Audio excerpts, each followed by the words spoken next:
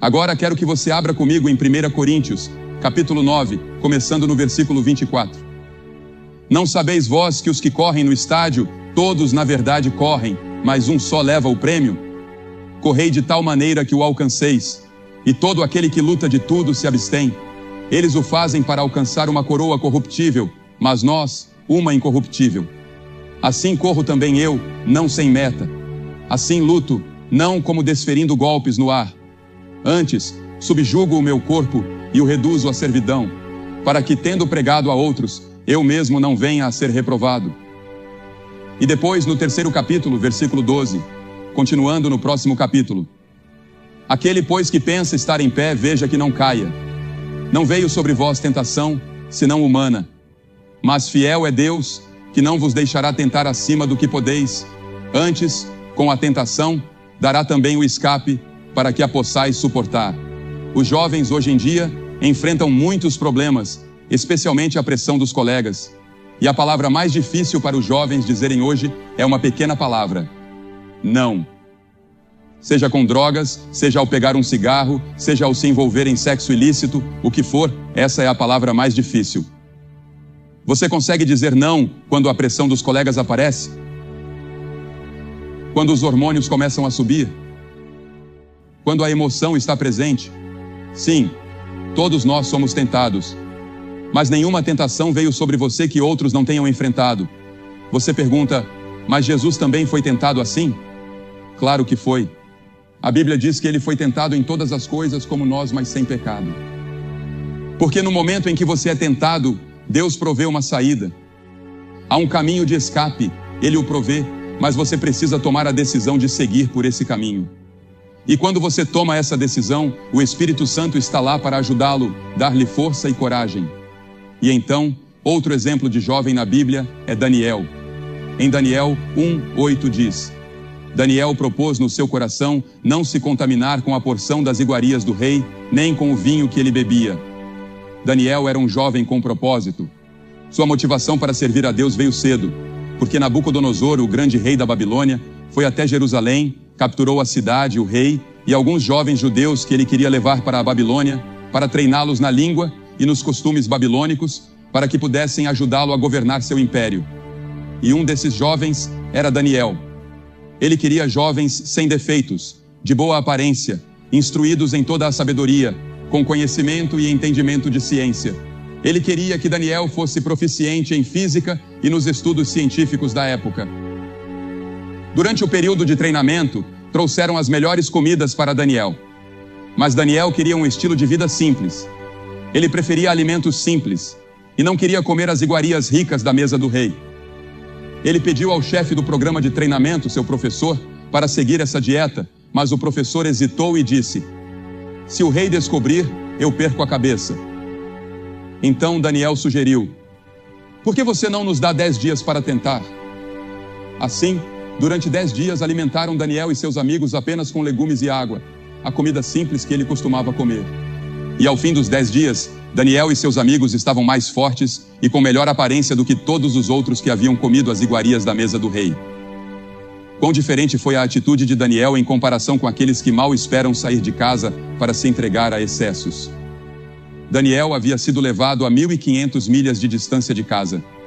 Quem saberia ou se importaria se ele bebesse vinho, se embriagasse, comesse as iguarias do rei e levasse uma vida luxuosa?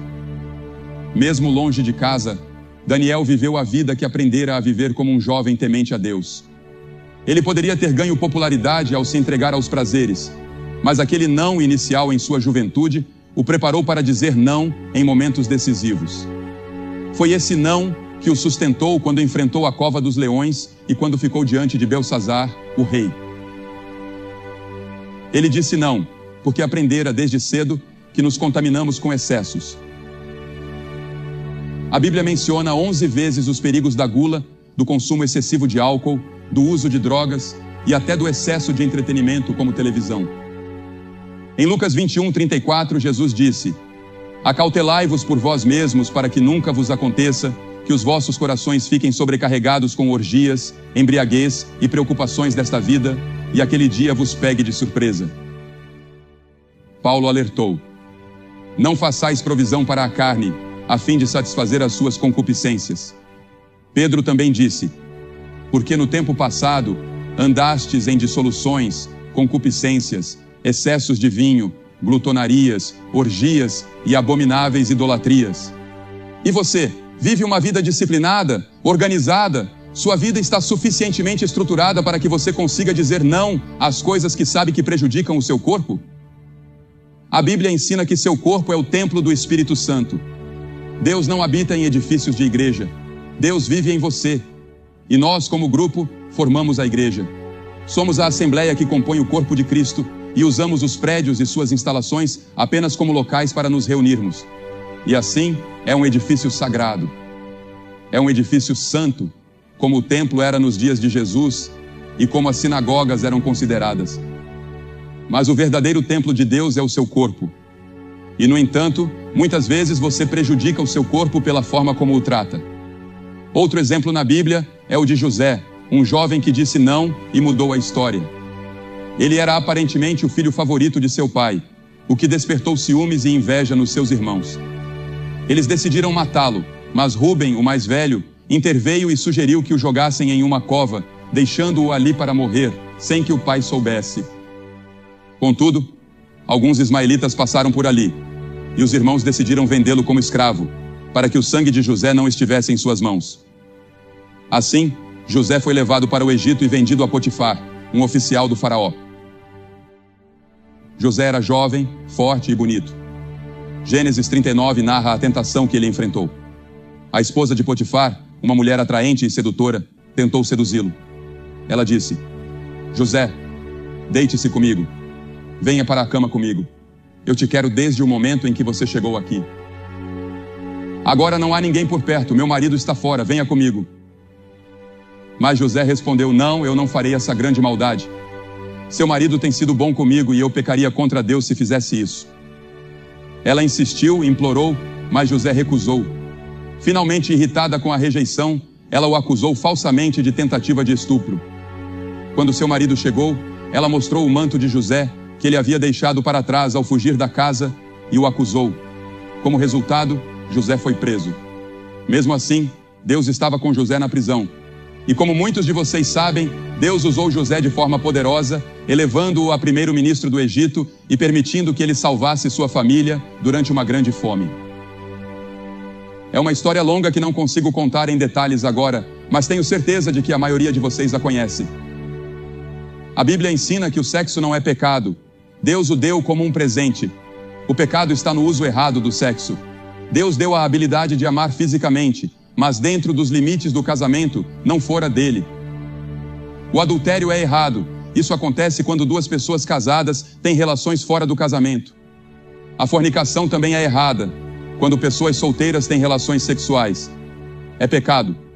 E eu entendo o enorme desafio, especialmente quando somos constantemente expostos a isso. Você vê nas bancas de revistas, na televisão, nos filmes, em todos os lugares. E toda a atmosfera está saturada com a ideia de sexo. Como dizer não? Eu não acredito que os jovens de hoje consigam dizer não sem Cristo. Com Cristo e com o Espírito Santo dando poder sobrenatural, você pode dizer não. Mas vou ser honesto, é difícil.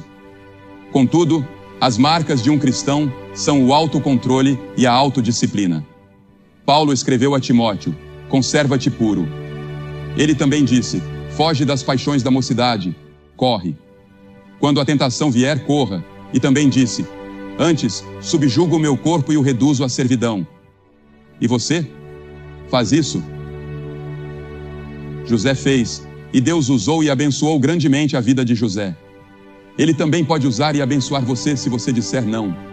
Mas e se você disser sim a alguma dessas coisas? O que você fará? Todos nós nascemos com a semente do pecado em nossos corações. Em pecado me concebeu minha mãe, disse Davi. No entanto, essas pessoas tomaram suas decisões enquanto eram jovens. E Deus lhes deu poder para dizer não ao que era errado, seja uma mentira, seja o ciúme ou qualquer outra coisa. Todos somos pecadores, todos quebramos a lei de Deus, todos merecemos julgamento e merecemos o inferno. Mas é exatamente por isso que Jesus Cristo veio. Você sabe por que ele veio? Porque a Bíblia ensina que Deus é amor. Deus ama você. Se você fosse a única pessoa no mundo inteiro, Deus ainda assim amaria você. Ele o ama tanto que daria seu filho para morrer na cruz por você, mesmo que você fosse a única pessoa a pecar contra ele. Apesar de nossos pecados, apesar de nossas falhas, Deus nos ama. E esse amor vai muito além do amor humano. É o amor ágape, o amor de Deus, um amor sobrenatural, um amor além de qualquer coisa que você já conheceu. Deus ama você, nunca duvide disso. E se você não tirar mais nada destes 3 dias, espero que tire pelo menos uma coisa. Deus ama você. Ele está disposto a perdoar todos os seus pecados. Está disposto a apagar sua ficha completamente, como se você nunca tivesse pecado. Isso é o que significa a palavra justificação. É como se você nunca tivesse pecado. Esse é o poder do sangue de Cristo. Quando o sangue foi derramado na cruz, ele limpou todo o pecado. Eu merecia julgamento. Eu merecia o inferno. Mas meus pecados foram removidos. Meu julgamento já passou porque foi levado na cruz. Deus colocou sobre Cristo os pecados de todos nós. E por isso eu não vou para o inferno. Eu sei que vou para o céu. Se eu morresse agora, sei que iria para o céu por causa da promessa da palavra de Deus. Se confessarmos com nossa boca que Jesus é o Senhor e crermos em nosso coração que Deus o ressuscitou dentre os mortos, seremos salvos. Eu fiz isso. Sei que sou salvo. Mas a todos quantos o receberam, deu-lhes o poder de serem feitos filhos de Deus, aos que creem no seu nome. Outro exemplo de alguém que decidiu dizer não enquanto jovem foi Moisés. A Bíblia diz que pela fé Moisés, quando já era homem feito, recusou ser chamado filho da filha de Faraó. Escolheu antes ser maltratado com o povo de Deus a usufruir os prazeres transitórios do pecado. Note, ele escolheu. Sim, o pecado pode trazer prazer. Você pode se divertir ao se embriagar, usar drogas ou participar de uma orgia sexual. Pode haver prazer, mas é curto, é passageiro, dura apenas uma estação, logo acaba. Moisés decidiu escolher o caminho de Deus. Frequentemente imaginamos Moisés como um homem idoso com uma longa barba, mas foi em sua juventude que ele tomou as decisões que o levaram à grandeza. Na Bíblia existe uma diferença entre prazer, de um lado, e alegria, do outro. Quem ama os prazeres, empobrecerá, diz o autor de Provérbios. Paulo escreveu a Timóteo: mas aquele que vive nos prazeres está morto, mesmo enquanto vive. Fisicamente você pode estar vivo, mas espiritualmente seu coração está morto para Deus. Você pode ser como um homem morto. Recentemente escrevi um livro sobre a morte chamado Encarando a Morte, que será lançado neste outono.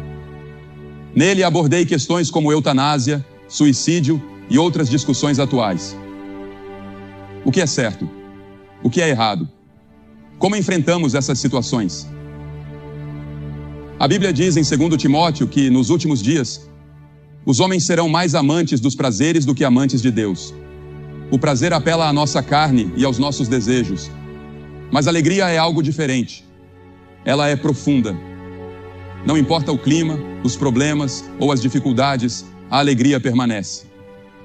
Essa alegria é produzida sobrenaturalmente pelo Espírito Santo dentro de você, de modo que, mesmo que o mundo inteiro desabe, ela continua presente.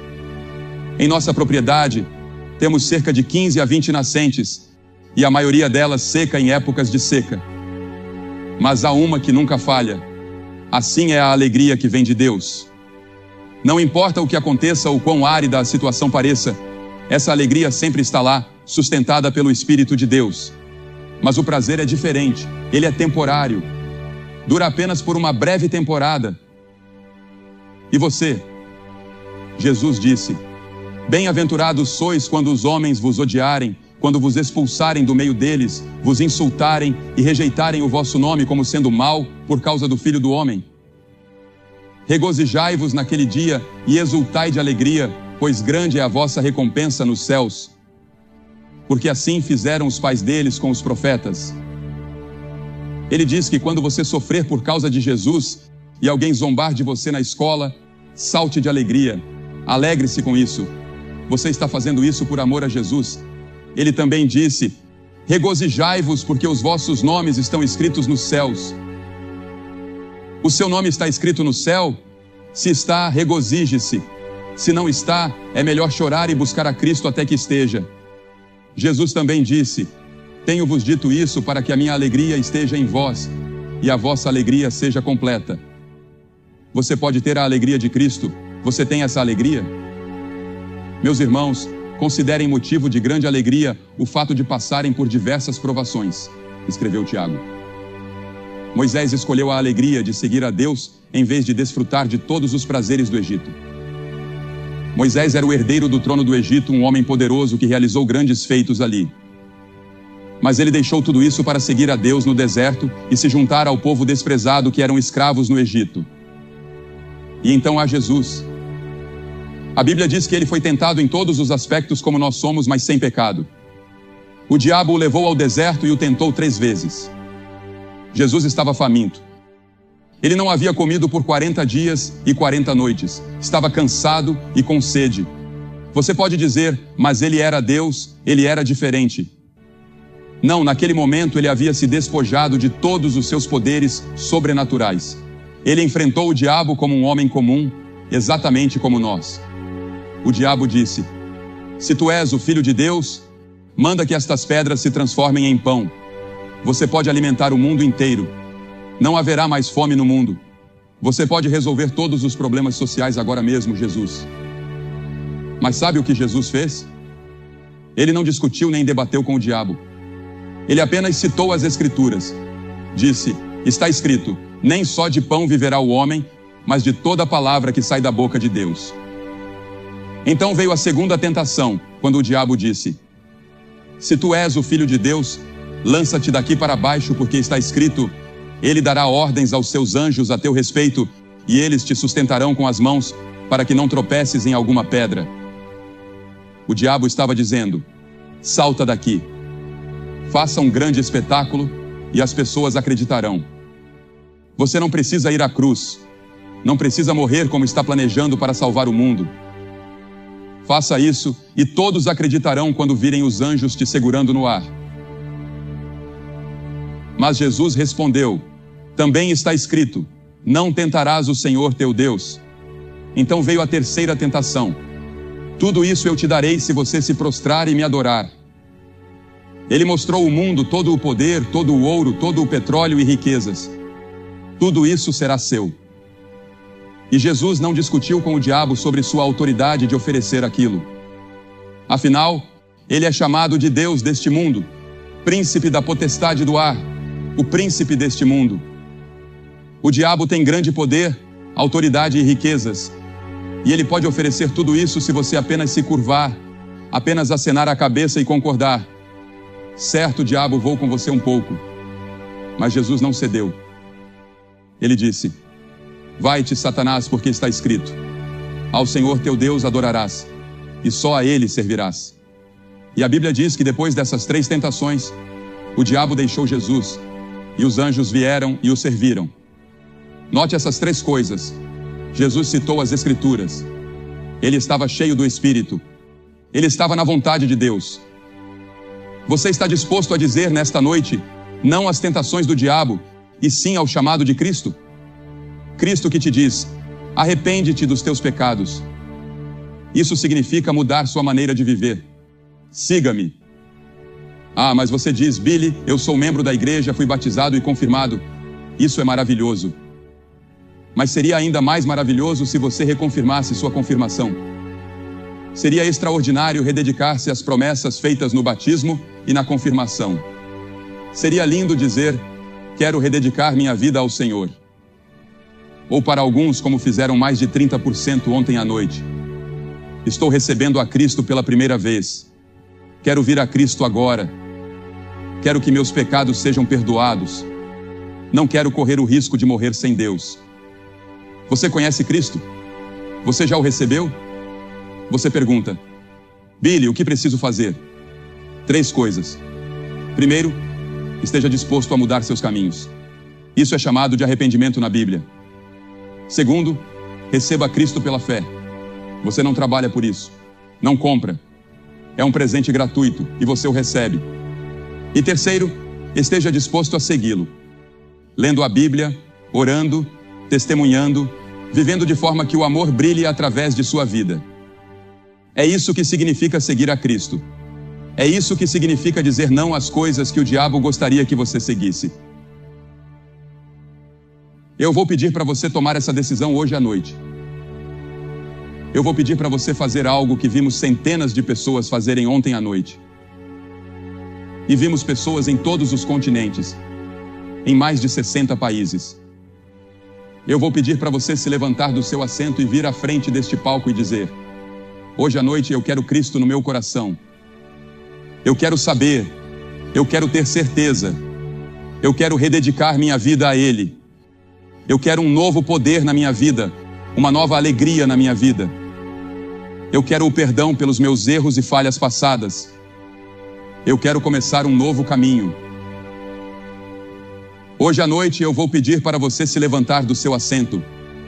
Centenas de vocês, jovens e idosos, não importa a sua origem, você pode ser membro da melhor igreja da cidade, ou pode não ser membro de nenhuma igreja. Mas Deus falou com você hoje à noite. Há uma pequena voz dentro de você falando com você, talvez fazendo você se sentir desconfortável. Essa é a voz do Espírito Santo. E sem o seu chamar, falando e convencendo, você nunca virá a Cristo. Então se levante e venha. Agora centenas de vocês, apenas se levantem do seu assento e venham ficar aqui quietos e reverentemente. Vamos esperar por vocês.